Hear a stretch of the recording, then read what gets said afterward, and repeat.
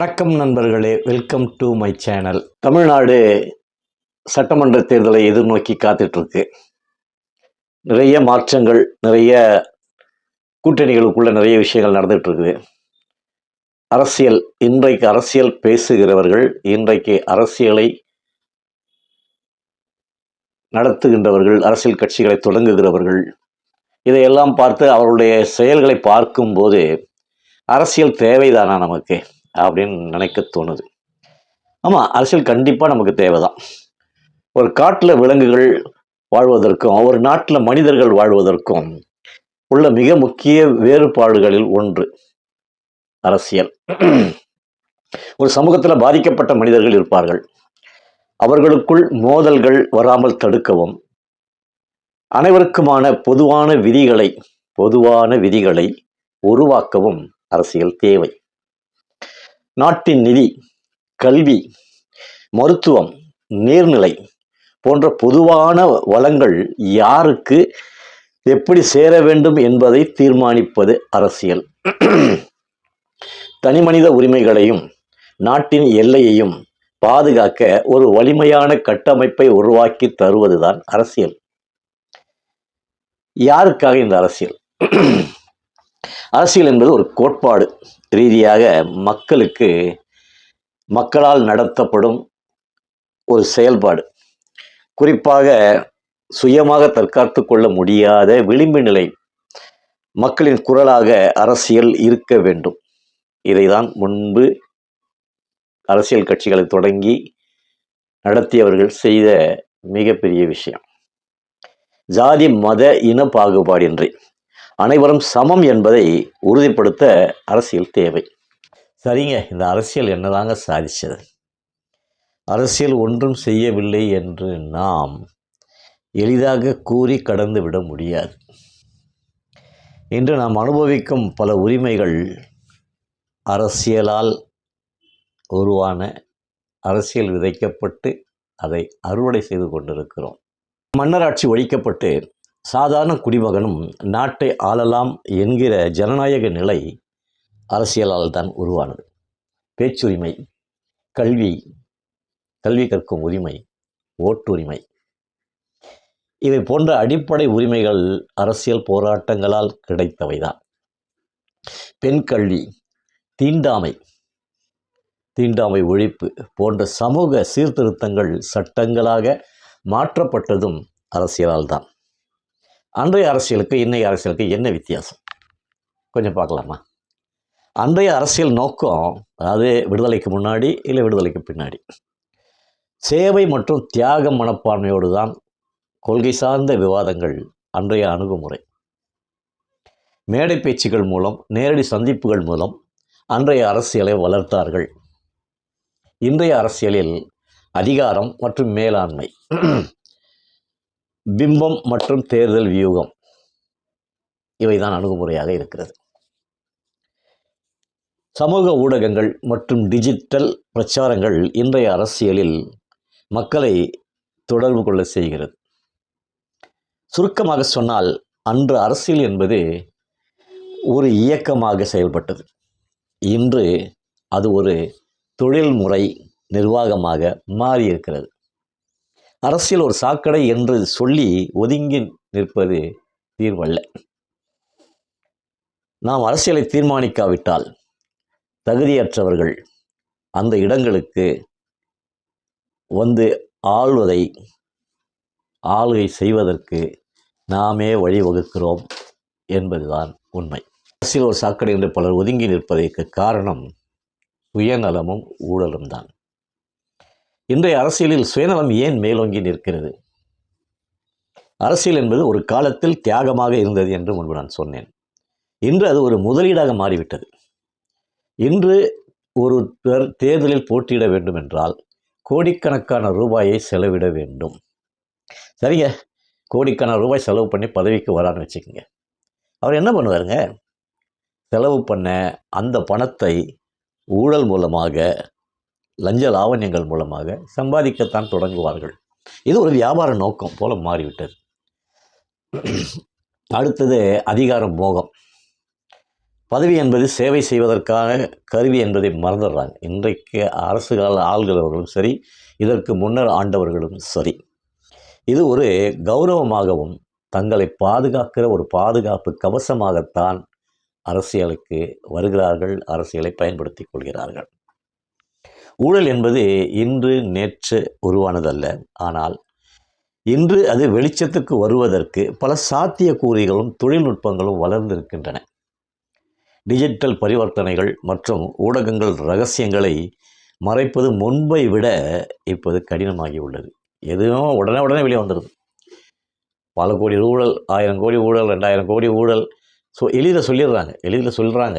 ஆனால் அது நிரூபிக்கப்பட்டு அது ஊழல் என்று வருகிற போது சிறைச்சாலைக்கு சென்ற தலைவர்களையும் தமிழ்நாடு சந்தித்திருக்கிறது.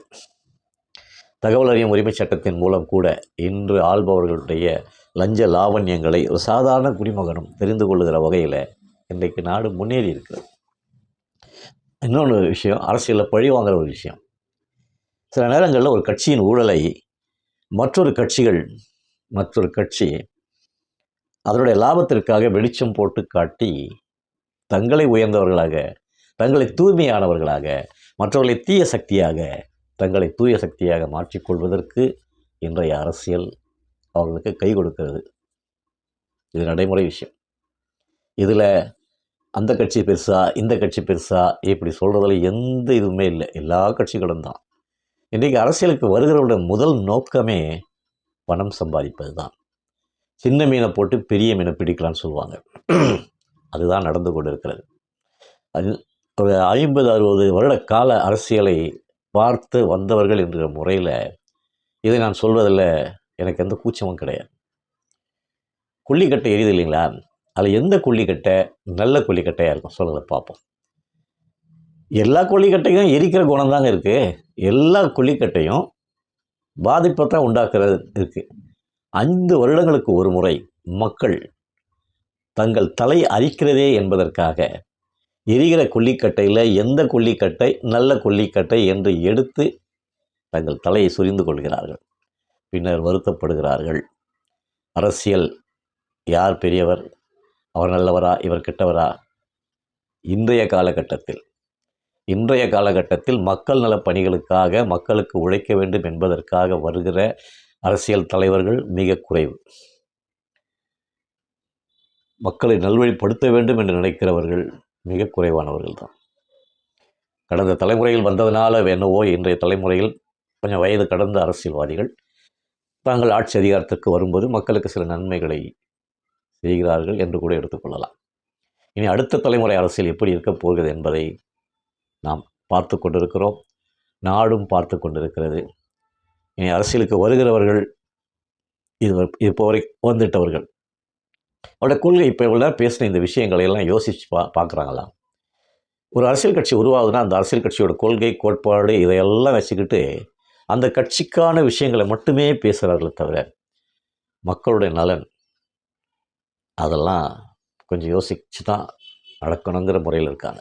முதல்ல தங்களை வளப்படுத்தி கொள்ள வேண்டும், தங்களை வாழ்க்கையை மேம்படுத்தி கொள்ள வேண்டும், தங்களுக்கான ஒளிவட்டத்தை பெருக்கிக் கொள்ள வேண்டும், தங்களுக்கான கிடைத்திருக்கிற அந்த அதிகாரத்தின் பதவினால் கிடைக்கிற அந்த அதிகாரத்தை பயன்படுத்தி தங்களுக்கென ஒரு வட்டத்தை உருவாக்கி கொண்டு ஓடிக்கொண்டிருப்பவர்கள் தான் இன்றைய அரசியல்வாதிகள். அடுத்த சட்டமன்ற தேர்தல் வரப்போகிறது. இன்றைக்கு நாம் பார்த்து கொண்டிருக்கிறோம். கூட்டணி கட்சிகள் பேரம் பேசிக்கொண்டிருக்கிறார்கள். தெளிவாக தெரிகிறது இப்பொழுது. முன்பெல்லாம் மறைமுகமாக நடந்த விஷயங்கள், முன்பெல்லாம் மறைமுகமாக நடந்த ஊழலும் லஞ்சமும் இன்றைக்கு பகிரங்கமாக நடக்கிறது. இதில் இவரை மட்டும்தான் குறை சொல்லணும், இல்லை இன்றைக்கு ஆட்சி நடத்துகிற இவங்களை மட்டும்தான் குறை சொல்லணுங்கிறதெல்லாம் நோக்கமே இல்லை. அரசியலுக்குன்னு வந்துட்டா இதுதான் நடக்குது.